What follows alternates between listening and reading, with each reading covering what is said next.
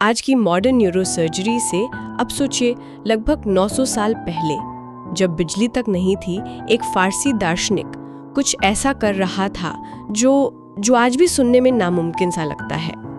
कल्पना कीजिए कि कोई डॉक्टर किसी के दिमाग का ऑपरेशन कर रहा हो और मरीज पूरी तरह होश में हो। और सिर्फ होश में ही नहीं? हाँ, इतना ही नहीं, ऑपरेशन के दौरान वो मरीज कोई म्यूजिकल इंस्ट्रूमेंट बजा रहा हो। ये किसी कहानी जैसा लगता है। बिल्कुल, ये किसी साइंस फिक्शन फिल्म का सीन नहीं है, ये असल कहानी है इब्न सीना की, जिन्हें पश्चिम में एविसेना के नाम से जाना जाता है। और आज हम उनके इसी हैरान कर देने वाले कारनामे की तह तक जाएंगे। तो चलिए शुरू करते हैं। जरूर। और देखिए, इस कहानी को सही से समझने के लिए हमें उस दौर को समझना होगा। हम बात कर रहे हैं 11वीं सदी की, इस्लामिक स्वर्ण युग की। बिल्कुल, वो वक्त जब बगदाद, दमिश्क जैसे शहर ज्ञान विज्ञान के केंद्र थे। चिकित्सा, गणित, दर्शन, हर क्षेत्र में नई नई खोजें हो रही थी। लेकिन दिमाग, वो तो तब भी एक पहेली ही था। हाँ, दिमाग को एक पहेली ही माना जाता था। और ऐसे माहौल में किसी की खोपड़ी खोलकर उसके दिमाग पर काम करना, और वो भी मरीज को होश में रखकर, ये तो एक क्रांतिकारी कदम था। यही है। तो आज हम यही समझने की कोशिश करेंगे कि ये सब कैसे मुमकिन हुआ और इसके पीछे की सोच क्या थी। चलिए तो फिर सीधे उस ऑपरेशन थिएटर में चलते हैं, जैसा भी वो उस जमाने में रहा होगा। जो बात मुझे सबसे ज्यादा चौंकाती है वो यही है कि मरीज जागा हुआ था, होश में था, पूरी तरह होश में। मतलब जब दमिश्क स्टील से बने वो कितने तेज धार वाले औजार होते थे। हाँ, बहुत सटीक। उनसे जब खोपड़ी पर काम चल रहा था तब मरीज पूरी तरह से सचेत था। सूत्रों में तो यहाँ तक लिखा है कि इब्न सीना अपने मरीजों से कहते थे, चलो अब ये वाद्यंत्र बजाओ या इस गणित की पहेली को सुलझाओ। हाँ, ये सुनने में ही अजीब लगता है। और ये सिर्फ ध्यान भटकाने के लिए नहीं था, जैसा कि पहली नजर में लग सकता है। अच्छा? तो उनसे कविता सुनाने या मुश्किल दार्शनिक सवालों के जवाब देने के लिए भी कहा जाता था। और ये सब तब हो रहा था जब उनके मस्तिष्क को सीधे तौर पर छूरा जा रहा था। तो पहली नजर में तो यही लगता है कि शायद दर्द से ध्यान हटाने का कोई तरीका होगा। लगता तो यही है, लेकिन असलियत वो इससे कहीं ज्यादा गहरी और वैज्ञानिक है। एक मिनट, यहीं पर मुझे रुकना पड़ेगा। ये सब सुनने में तो बहुत कमाल का लगता है, लेकिन कुछ प्रैक्टिकल सवाल दिमाग में आते हैं। पूछिए। बिना एनेस्थीसिया के इतना दर्द कोई कैसे झेल सकता है? बिल्कुल जायज सवाल है। और उससे भी बड़ा सवाल, इन्फेक्शन का खतरा उस जमाने में इन सब से कैसे निपटा जाता था? हाँ। बिना इन सवालों के जवाब के ये कहानी किसी जादू की तरह लगती है, विज्ञान की तरह नहीं। आपने बहुत जरूरी सवाल उठाया है, और ये इस कहानी को और भी ज्यादा प्रभावशाली बना देता है। देखिए, एनेस्थीसिया जैसा आज हम जानते हैं वो तो नहीं था, लेकिन दर्द को कम करने के लिए उस दौर में भी तरीके थे। इब्न सीना अपनी किताब अल कानून फिस तिब्ब यानी द कैनन ऑफ मेडिसिन, उसमें अफीम और हेनबिन जैसी जड़ी बूटियों का जिक्र करते हैं। अच्छा, जिनमें दर्द को सुन करने के गुण होते थे? बिल्कुल। तो मरीज को शायद पूरी तरह बेहोश नहीं, लेकिन एक ऐसी अवस्था में लाया जाता था जहां दर्द सहने लायक हो। और इन्फेक्शन और खून बहने का क्या? खून को रोकने के लिए कॉटराइजेशन यानी गर्म धातु से जख्म को दागने की तकनीक इस्तेमाल होती थी। ये सुनने में थोड़ा क्रूर लगता है, लेकिन ये उस समय का सबसे कारगर तरीका था। और जहां तक इन्फेक्शन की बात है तो शराब एक एंटीसेप्टिक के तौर पर? बिल्कुल, एक एंटीसेप्टिक के तौर पर। इब्न सीना ने अपनी किताबों में साफ सफाई और जख्मों की देखभाल पर बहुत जोर दिया है। तो ये कोई अंधाधुन काम नहीं था, इसके पीछे एक सोची समझी प्रक्रिया थी। वो जानते थे कि वो क्या कर रहे हैं और किन खतरों से निपट रहे हैं। ठीक है, ये जानकारी इस पूरी घटना को एक ठोस जमीन देती है।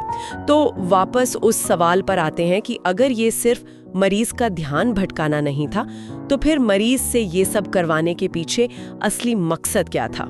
यहाँ जो बात आकर्षक है वो ये है कि ये अपने आप में एक बेहद एडवांस्ड डायग्नोस्टिक तकनीक थी। डायग्नोस्टिक तकनीक मतलब इलाज के साथ साथ जांच भी? हाँ, मतलब ऑपरेशन खुद इलाज के साथ साथ बीमारी को समझने का एक जरिया था।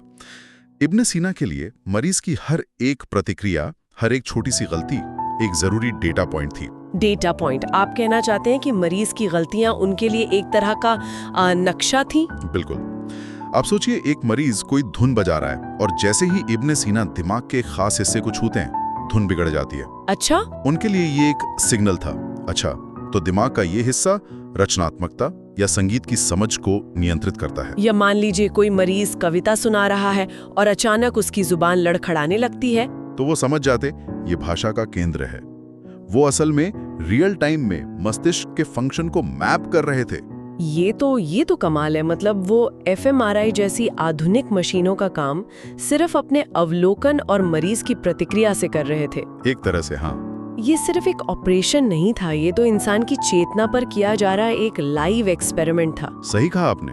लेकिन क्या ये संभव है कि हम आज की जानकारी के आधार पर उस घटना को ज्यादा महत्व दे रहे हैं? हो सकता है उनका मकसद बहुत सीधा साधा रहा हो और ये ब्रेन मैपिंग जैसी बातें हमने बाद में जोड़ दी हों। ये एक बहुत अच्छा सवाल है और ये हमें इब्न सीना की सिर्फ मेडिकल प्रैक्टिस से निकालकर उनके दर्शन की ओर ले जाता है। वो एक दार्शनिक भी थे। हाँ, सिर्फ एक हकीम नहीं थे, वो एक बहुत बड़े दार्शनिक भी थे। उनका दर्शन आत्मा और शरीर को गहराई से जुड़ा हुआ मानता था। अच्छा। उनके लिए चेतना कोई रहस्यमयी चीज नहीं थी, बल्कि एक ऐसा फंक्शन थी जिसका एक भौतिक आधार था, और वो आधार था दिमाग। तो वो अपने दर्शन को विज्ञान से जोड़ रहे थे। बिल्कुल। तो जब वो दिमाग के अलग अलग हिस्सों को छेड़कर देख रहे थे कि मरीज की चेतना पर क्या असर पड़ रहा है, तो वो सिर्फ ट्यूमर नहीं निकाल रहे थे, वो अपनी दार्शनिक जिज्ञासा को भी शांत कर रहे थे। वो आत्मा के भौतिक घर को समझने की कोशिश कर रहे थे। ये उस दौर के होलिस्टिक यानी समग्र दृष्टिकोण का सबसे बेहतरीन उदाहरण है। हाँ, बिल्कुल। ये ब्रेन मैपिंग की कहानी तो अविश्वसनीय है, लेकिन क्या ये उनकी अकेली ऐसी उपलब्धि थी? नहीं। मेरा मतलब उनके काम का चिकित्सा की दुनिया पर और क्या असर पड़ा? क्योंकि अगर कोई एक व्यक्ति इतना एडवांस्ड काम कर रहा है तो जरूर उसने और भी बहुत कुछ किया होगा। आपने बिल्कुल सही पकड़ा। ये सर्जरी उनके काम का सिर्फ एक शिखर थी, लेकिन इसकी नींव वो बहुत गहरी और चौड़ी थी। इब्न सीना की सबसे बड़ी देन है उनकी किताब अल कानून फी तिब। हाँ, द कैनन ऑफ मेडिसिन। ये 5 हिस्सों में बटी एक विशाल मेडिकल एनसाइक्लोपीडिया है। इसमें उन्होंने उस समय तक के यूनानी, रोमन, भारतीय और फारसी चिकित्सा ज्ञान को एक साथ इकट्ठा किया और उसमें अपने खुद के प्रयोगों और अवलोकनों को जोड़ा। ये किताब इतनी खास क्यों मानी जाती है? क्योंकि ये सिर्फ बीमारियों की लिस्ट नहीं थी, ये एक व्यवस्थित सिस्टम था। अच्छा। इसमें शरीर रचना विज्ञान यानी एनाटॉमी, दवाइयों के गुण यानी फार्माकोलॉजी, बीमारियों के लक्षण और उनके इलाज, सब कुछ बहुत तार्किक तरीके से समझाया गया था। और भी कुछ? उन्होंने छुआछूत से फैलने वाली बीमारियों के कॉन्सेप्ट पर काम किया, क्वारंटीन के महत्व को समझाया और क्लिनिकल ट्रायल्स का एक शुरुआती रूप भी पेश किया। कमाल है। ये किताब इतनी प्रभावशाली थी कि इसका लैटिन में अनुवाद हुआ और ये यूरोप की यूनिवर्सिटीज में लगभग 600 सालों तक 600 साल? हाँ, 600 सालों तक स्टैंडर्ड मेडिकल टेक्स्ट बुक बनी रही। आज की मॉडर्न मेडिसिन की जड़ों में कहीं ना कहीं इब्न सीना का कैनन मौजूद है। तो ये होश में रखकर की जाने वाली ब्रेन सर्जरी नहीं, ये कोई अकेली घटना नहीं थी। नहीं, बल्कि ये उसी व्यवस्थित और तार्किक सोच का एक हिस्सा थी जिसने द कैनन ऑफ मेडिसिन को जन्म दिया। बिल्कुल सही। और ये सब बिना किसी आधुनिक तकनीक के किया जा रहा था। कोई मॉनिटर नहीं, कोई स्कैनर नहीं, ये सिर्फ और सिर्फ शुद्ध बुद्धि, अवलोकन की शक्ति और एक जिज्ञासु मन का कमाल था। बिल्कुल। दमिश्क स्टील के औजारों का जिक्र जरूर आता है जो उस समय की बेहतरीन तकनीक और सटीकता का प्रतीक थे, लेकिन असल उपकरण तो इब्न सीना का अपना दिमाग था। हाँ, और इससे एक महत्वपूर्ण सवाल उठता है कि ज्ञान का असली स्रोत क्या है। ये घटना हमें सिखाती है कि कैसे सीमित संसाधनों के बावजूद गहरी समझ और असाधारण अवलोकन शक्ति के दम पर क्रांतिकारी खोजें की जा सकती हैं। आज हमारे पास डेटा और टेक्नोलॉजी की भरमार है, पर क्या हम उस स्तर की मौलिक जिज्ञासा दिखा रहे हैं? ये सोचने वाली बात है। हमारे एक सूत्र में एक पंक्ति है, कभी कभी प्राचीन ज्ञान वास्तव में आधुनिक चिकित्सा को मात दे देता है। इस पर आपकी क्या राय है? क्या इसका मतलब ये है कि पुराने तरीके बेहतर थे? नहीं, बिल्कुल नहीं।